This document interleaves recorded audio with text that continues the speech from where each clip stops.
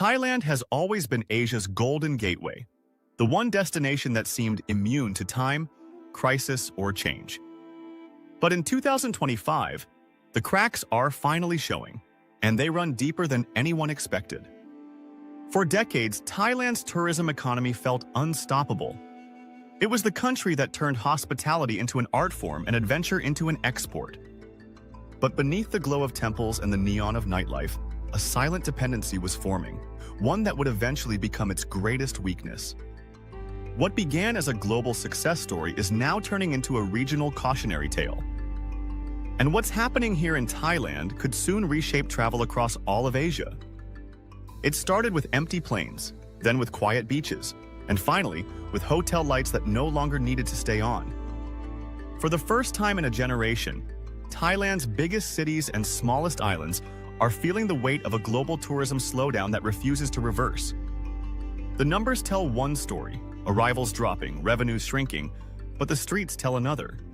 There's a sense of fatigue, like a country holding its breath between what it was and what it must become.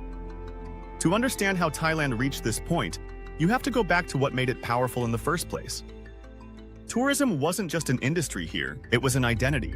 It built highways, airports, and entire coastal towns out of sand and imagination. It gave Thailand influence far beyond its borders, soft power earned through smiles, culture, and open arms. But that success came at a price. Over time, tourism stopped being a boost and started becoming a dependence. When the world slowed down, Thailand didn't just lose visitors. It lost the rhythm that kept its heart beating. The early warning signs were ignored.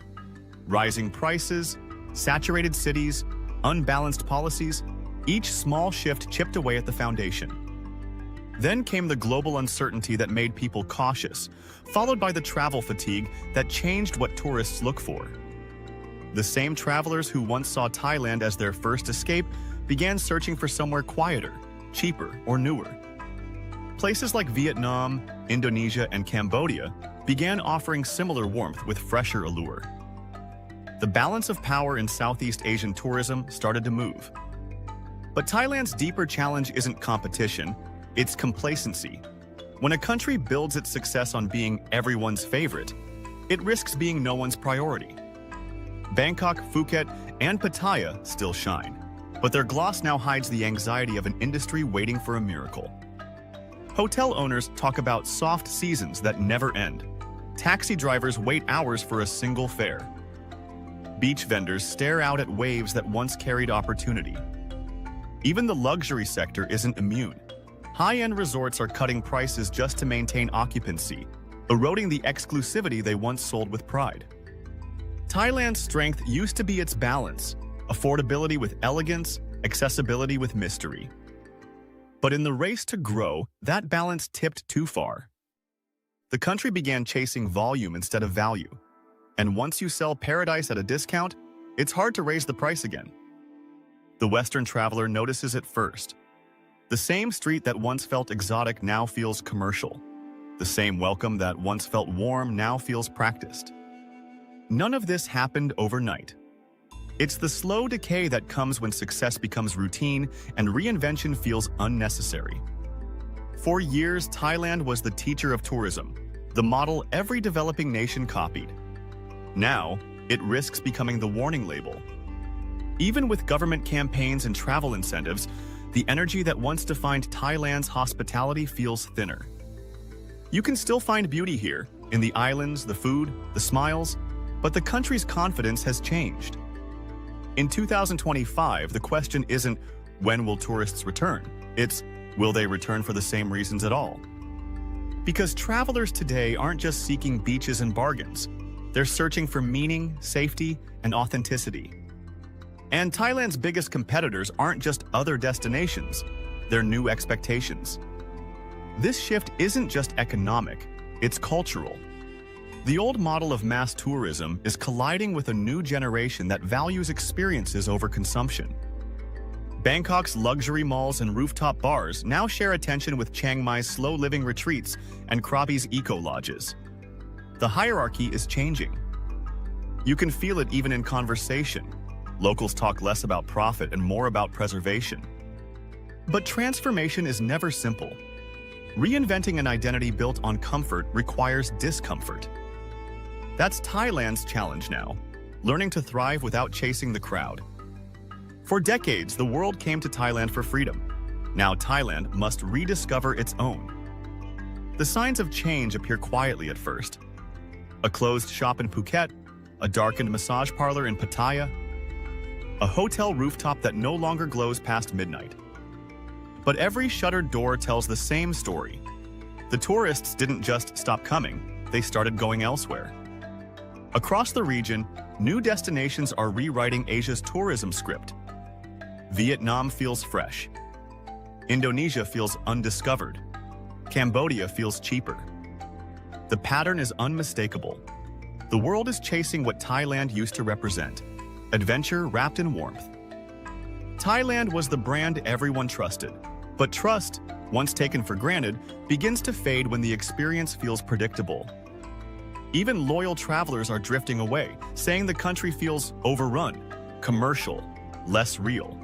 Those are words no nation wants attached to its name. For years, the answer was to build more.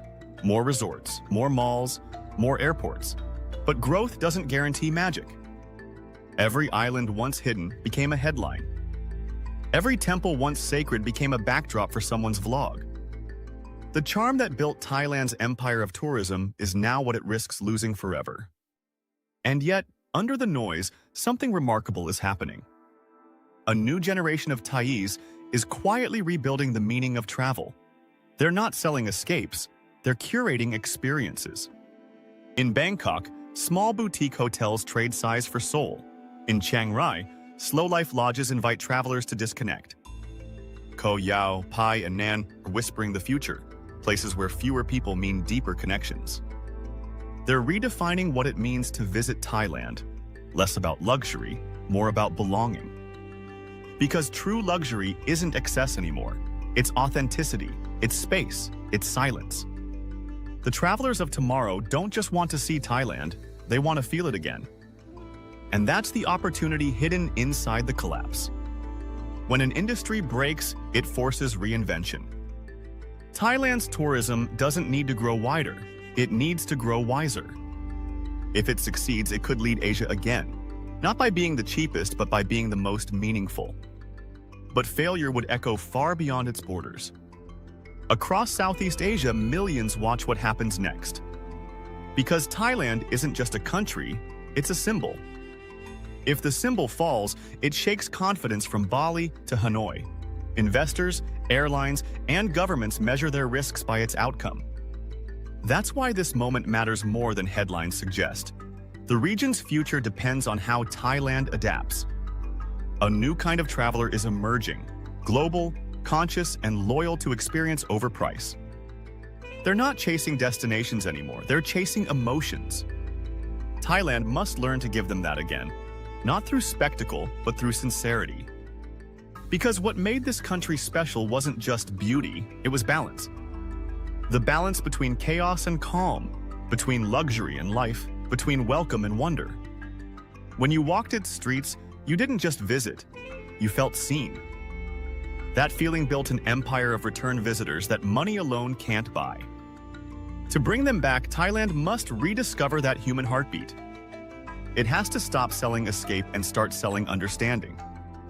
The same energy that made it Asia's playground can make it Asia's teacher, if it dares to evolve.